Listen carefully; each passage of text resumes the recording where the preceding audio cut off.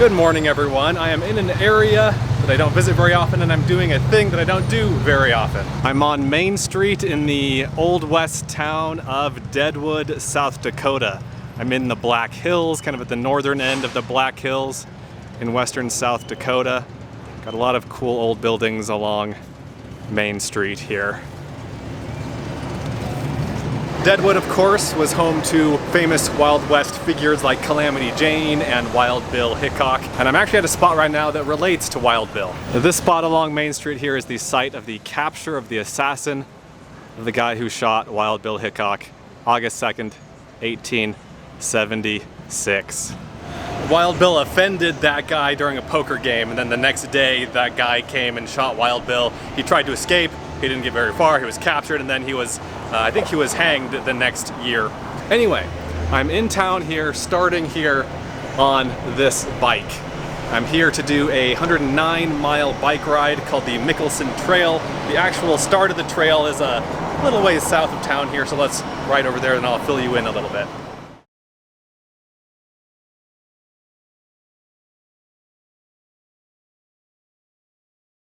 And here it is. This is the trailhead in Deadwood. This is the northern terminus of the trail. The trail goes off to the south here. Looking back in the other direction, this is the Main Street of Deadwood area. I have been to this area before, and I'll put some videos down below if you want to see more of Deadwood and more of the Black Hills. And let me show you my bike here. And so as I mentioned, the Mickelson Trail is 109 miles long. You could do that in a day. I'm going to be doing that in 2 days. And so in here, in this dry bag that I just strapped to the rack on the back of my bike, I have camping gear, so I have a tent and sleeping bag and everything in there. Got a few water bottles. I have a frame bag here that I got off of Amazon. I have a little top tube bag here, and then I have a, I guess a handlebar bag coming off the front. So this has my camera gear in it. This has my wallet and keys and a battery bank, and my phone will go in there. This has food and snacks in it. Then this has, again, mostly camping gear and then just various other incidentals like toiletries and that sort of thing. This bike is a Trek 820. This is a low end. I think this is their entry-level mountain bike. I bought it used a few years ago. It's about a 10-year-old bike. It's nothing fancy. And away we go. It is 10:10 in the morning. I've been up since about 5:15. I got up at daybreak, and I camped last night near the southern end of the trail, and then I drove there this morning and I got all my gear ready, and then I hired a shuttle company to take me to this end of the trail. So my car, the RAV4, is parked at the southern terminus. I'll get there tomorrow late sometime, and it was about a 2-hour drive in the shuttle van back to here, to the starting trailhead here in Deadwood. And that cost, I think it was $175 if you pay with cash, and then $183 or $185 if you pay by card. Mile 0.1. All right. Now I am not a cyclist. I did not train for this. This is basically me doing a 100-mile long bike trail off the couch. But this is a pretty mild trail as far as the steepness goes, the grade. And that's because this is a rail trail. This used to be a train track, a railroad bed. And trains obviously don't go up super steep or down super steep hills. And so it's a pretty mild grade, as I understand it. And when I was doing research for this trip and planning it, I saw several places call it the best rail trail in America. And I've ridden a handful of rail trails, but never one this long. I've never done a multi-day rail trail trip, so it should be a lot of fun.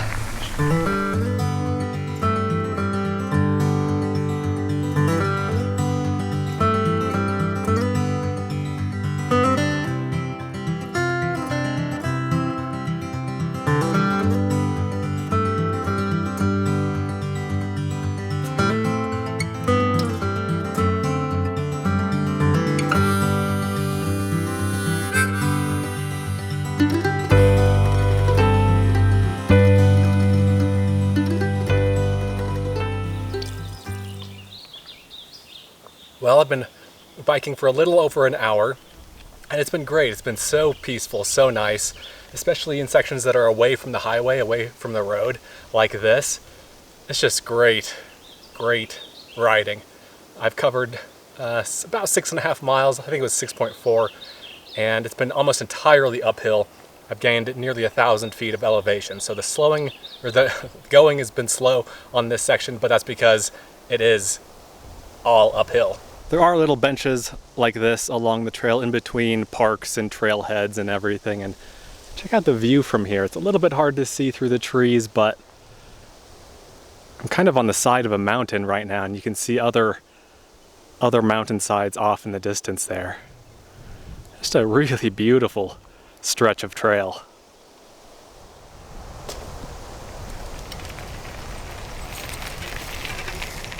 Also, there are these mile markers. I don't know if they're every single mile. Like right now it says 102. And I started at mile marker 109, I think.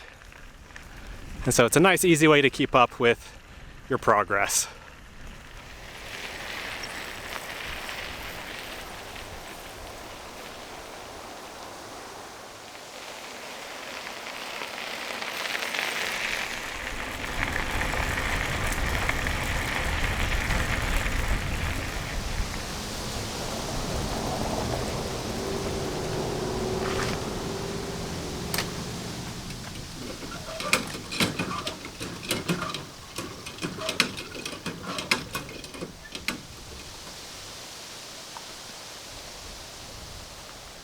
I'm at one of the, I don't know, dozen or so trailheads that the trail goes through and along, and each one has different amenities. This one has a pit toilet right here, and then right here is a little pillar of bike tools, like that's a bike pump right there. Then there are various other tools along with it, and we got a park bench, and then you saw me get some water here from the cistern. Nice, fresh, cool water. And then a little shade structure. Here's a closer look at the little bike tool area. You can see a variety of little tools here. Screwdrivers, Allen wrenches, regular wrenches, little hex key, little Allen wrench set, various other tools. And yeah, this is a pump here. And then the thing itself is a bike stand. You can put your bike on it if you need to do some mechanic work on it.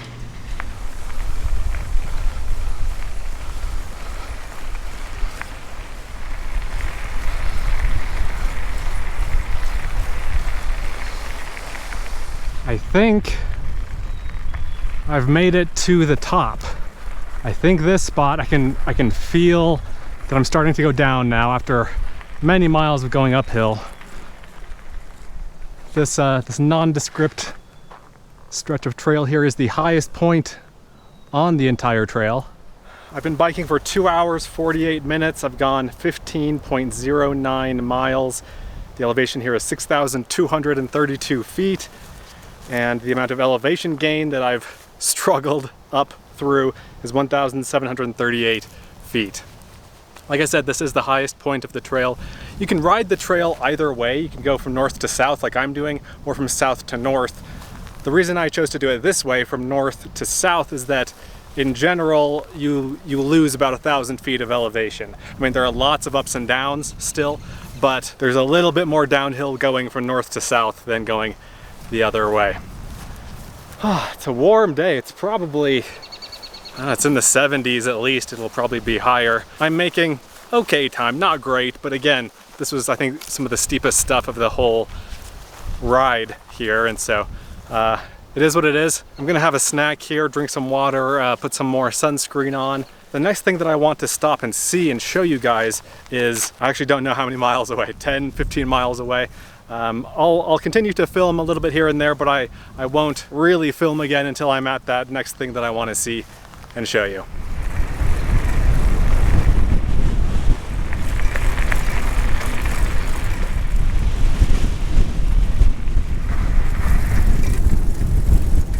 So I was just riding down the trail here and I saw this interesting building and a sign in front of it. So I stopped and read the sign, and check this out. So this this old building here, this barn, has these strange circular metal, I guess, tiles on the roof. These are actually lids for buckets of cyanide.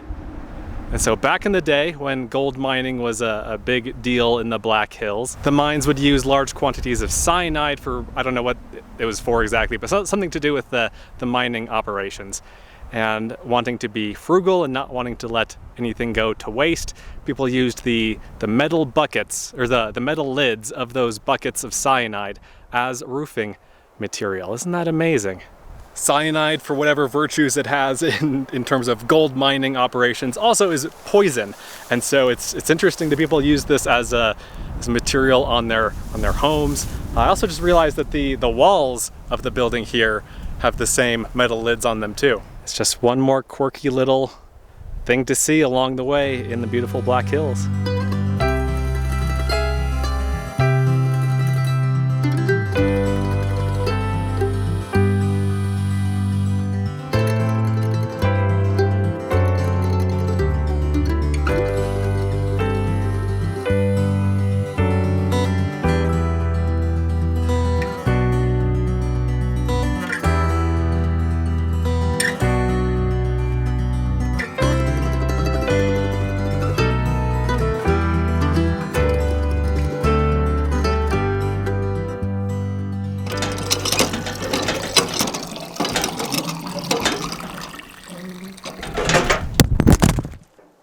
Well, I hope the camera survived that fall from the cistern. It fell a good 3 or 4 feet onto the ground. So if the camera isn't focusing or if it's doing weird stuff, I apologize, but this is the best we can do right now.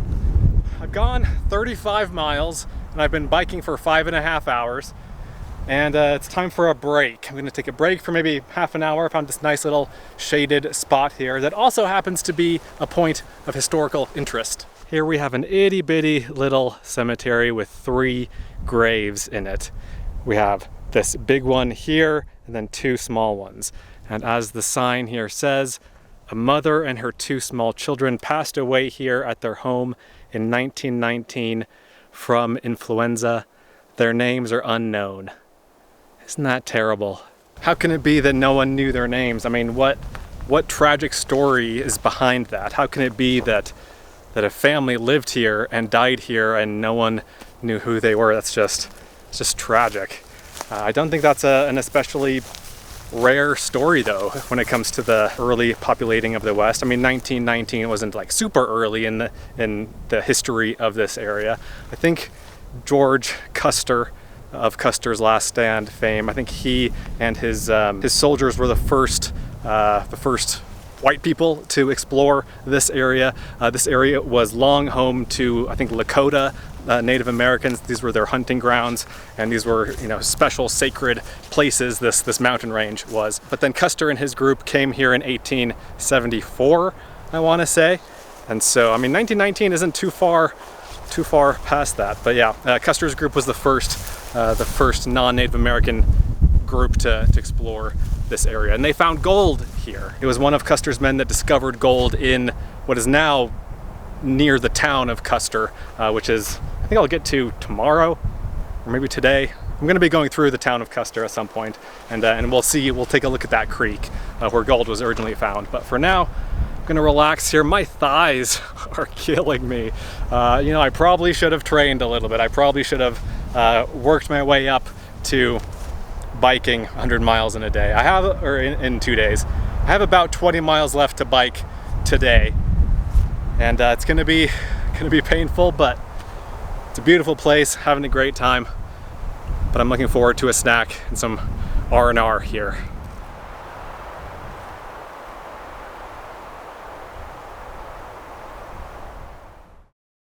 Okay, well, it's a couple hours later, 2-3 hours later. I don't know how much later it is, but it is later. It's about 6:30, and I'm in the biggest town that I've been through since Deadwood. It's called Hill City. There's one thing that I want to see. Actually, I can see it right here. It is the world's largest Smokey the Bear.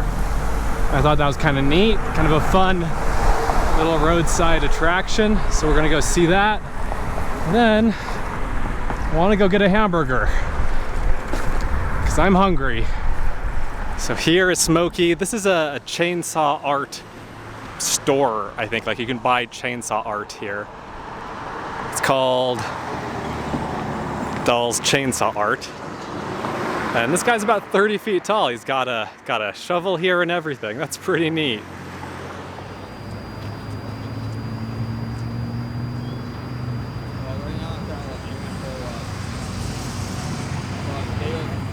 That's actually surprisingly impressive. That's pretty darn neat. But I'm on a mission. I gotta find a burger. I don't have a ton of daylight left. I have like 2 hours of daylight left. Still have 5 or 6 miles left to bike, and I need to find a campsite. So let's go find some dinner.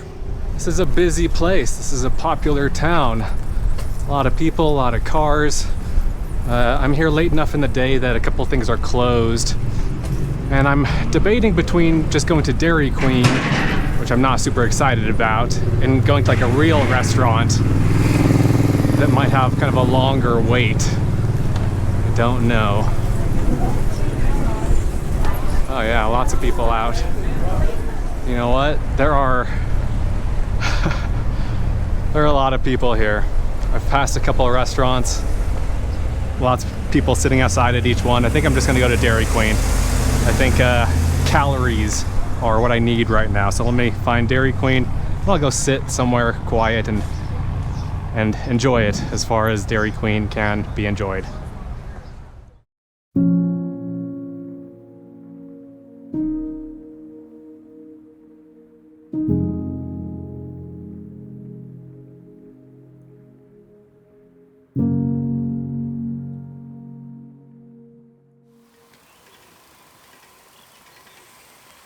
Oh.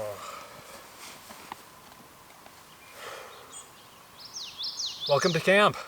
It's not a great campsite. It's kind of sloping and there are lots of bumps. Like the surface here is uneven, but you know what? It's the first campsite I came to. And I've actually stayed at this campsite before, about 2.5, 3 years ago.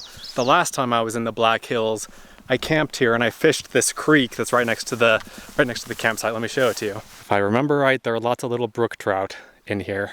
I think we just saw one jump. Did you see that? Anyway, pretty little creek, pretty area. It's kind of a meadow here. I'll fly the drone in the morning and give you guys an aerial view, but for now I just want to get the tent up and relax. And I've been recording my progress today using the Gaia GPS app on my phone, and I went 57.49 miles, so 57.5 miles, over 10 hours, 19 minutes, with 3,095 feet of elevation gain. Long day. I'm exhausted. Let's set up camp. Got my tent. This is a little one-person tent. Sleeping bag. And my sleeping pad, or my camp mattress.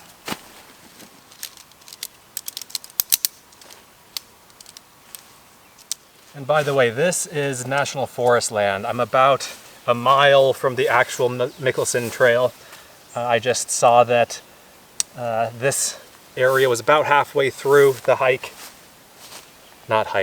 the bike ride, and I saw that it was National Forest land, so public land, meaning dispersed camping is allowed anywhere here.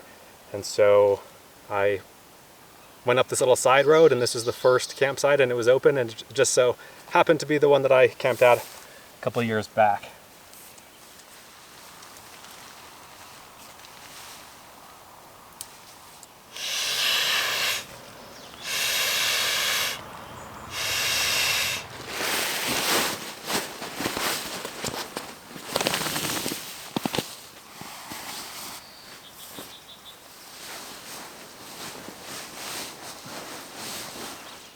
And here's the finished result. This is camp. I've stripped the bike of everything that I'll need tonight. And I've taken everything out of the dry bag that I need also and put that all inside the tent. This is a 50-liter dry bag, this orange one. And it's bigger than what I needed for this trip, but it's what I already had, so that's why we're using it here. And this tent is awesome. This is a little man tent, like I said, and it's just super lightweight. I don't remember the name of it. It's by a company called Big Sky, I believe. I don't remember the model. I'll put a link to it down below. Very light tent. Great tent. And that'll do it for tonight. Long day, guys. Long day. Really fun adventure, though. I'm really happy to be doing this. I've been wanting to do this for years. I've wanted to bike the Mickelson Trail for years, and even this season, you know, I originally wanted to do it like a month ago, but bad weather and various other things got in the way, and so I'm happy to finally be here, and I'm really excited for what I have planned for tomorrow morning. So at 9 a.m. I have a reservation to do something really cool that I've never done before. And I think you guys are going to enjoy it also. So let me relax for the night. I'll see you guys again bright and early in the morning.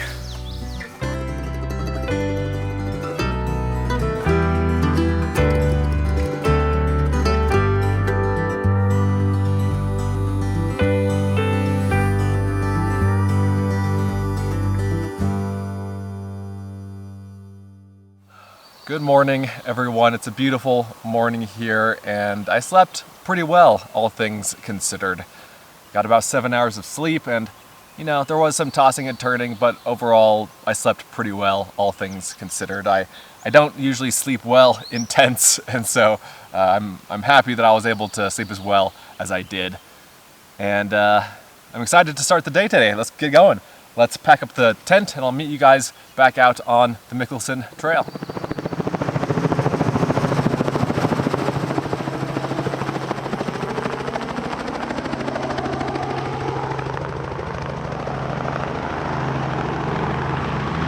So this is what I have scheduled for this morning. I'm riding a helicopter, going for a helicopter sightseeing tour, basically.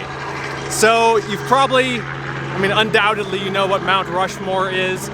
There's another giant statue underway in the Black Hills, and it's the Crazy Horse Memorial. When it's completed, it'll be the second largest statue in the world, but it's been under construction for 75 years and it's not anywhere near being finished. And so I'm taking a helicopter tour to get a closer look at Crazy Horse, which is kind of just over this ridge here. And Crazy Horse, of course, was a Native American leader in the mid to late 1800s. He fought at the Fetterman fight and the Battle of Little Bighorn, both of which I've been to. I'll put links to those down below if I can find them. And so I'm excited. I've never been in a helicopter before, and I'm looking forward to it.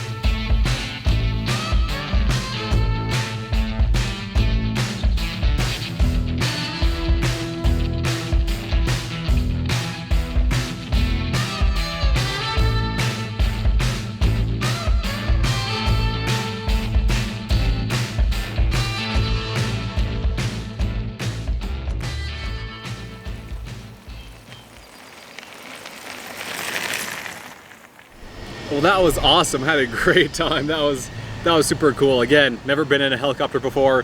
Not sure if I ever will be again. I thought I would splurge for that experience for one time. A ticket for one person was like $120, I think.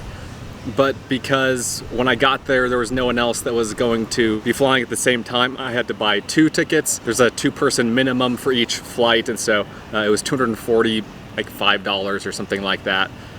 It was worth it though. That was awesome. I'll talk a little bit more about it in a little bit, but I want to eat my food while it's still hot. So I rode the 5 miles or so from the helicopter place to the town of Custer, South Dakota, and I got a burger. This is a buffalo burger, some fries, and a Pepsi here.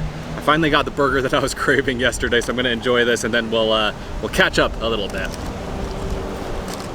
All right, after a satisfying buffalo burger, I'm ready to tackle the trail again, but first I wanted to just mention a couple other things about the helicopter ride. So the one that I did basically went to and then like around Crazy Horse, the Crazy Horse Memorial. They have other ones that do Crazy Horse and Mount Rushmore. They have other ones that just do Mount Rushmore. I think they have a couple other options too. And the pilot said that she does like 20 to 30 of those flights a day.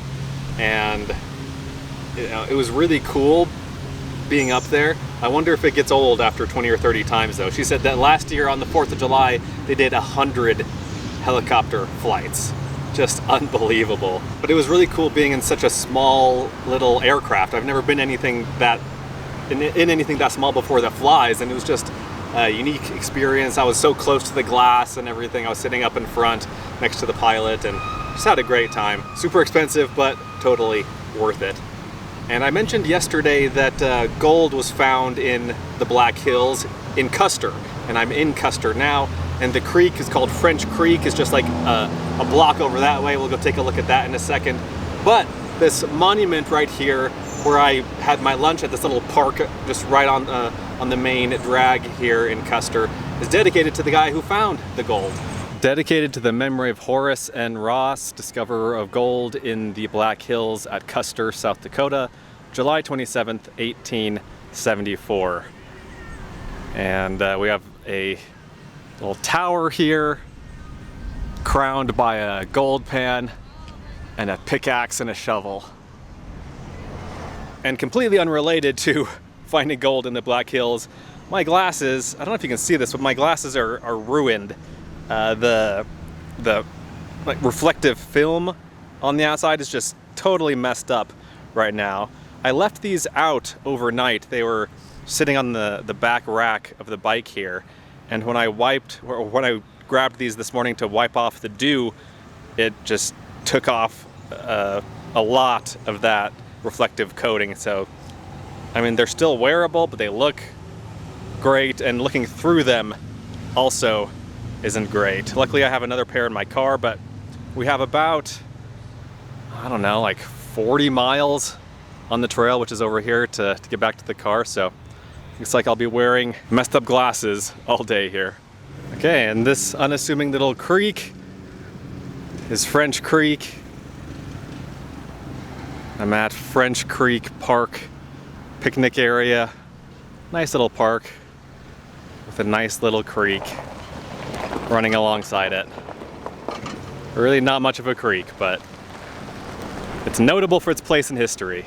And the plan now is to just ride. There's not a whole lot. I mean, there are other things I could see and do in this area, but I'm just gonna go see and do them on another day, on another time when I have the car. It's just much easier to get around. For now, I just want to ride the trail itself, so let's do that. Gonna ride, again, I don't know exactly how far it is to my car, maybe 40, 45 miles, somewhere in there. And I'm not gonna film it with this camera. I'm gonna put the GoPro on my helmet and then just give you guys some time-lapse footage so you can see what the trail is like, get an idea of what the trail area is like. And then there is one little stop I want to make along the way, one little kind of folk art oddity that we'll take a look at. And then apart from that, we're just gonna head straight to the car.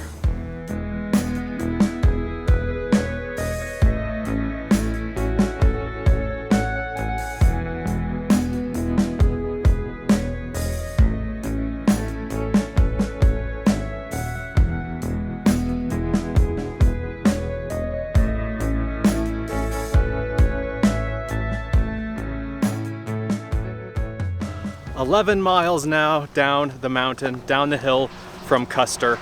I'm at the little piece of folk art. It's just a pile of bicycles. Apparently this pile was started in the 80s and it's grown to include several hundred bikes at this point.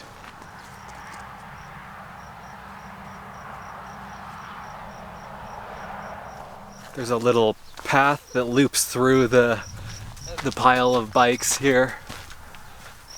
It looks like they're all held together with wire. Yeah, the bikes are kind of wired on each other, wired to each other.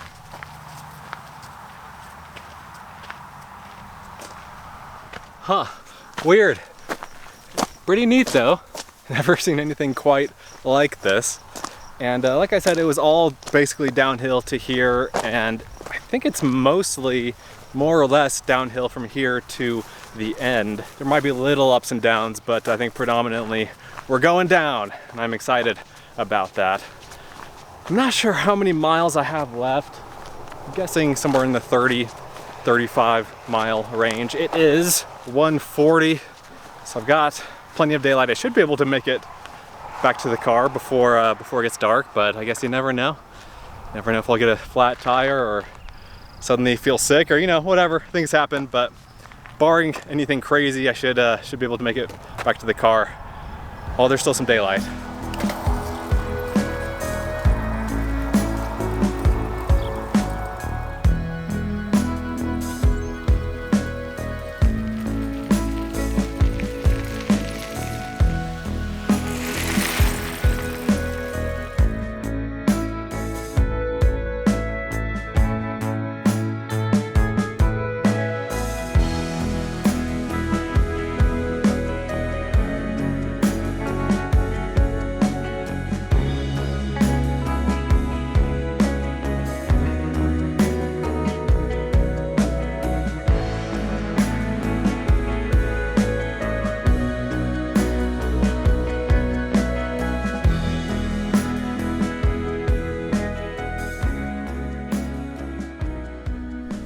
Alright guys, I've made it to the sleepy little town of Edgemont. This is where the end of the trail is. This is where the southern terminus of the Mickelson Trail is. And as you can see here, clearly I'm not on trail anymore. The last mile or so of the official Mickelson Trail is just on streets through the town here. This is an awesome old Land Cruiser. I like that. It's like from the 80s. Anyway, this is Edgemont. The end of the trail is up there. I can see it. There's a city park that marks the southern terminus of the trail. Let's cross the street. I can see the RAV4 right there. And here's the park right next to the town museum.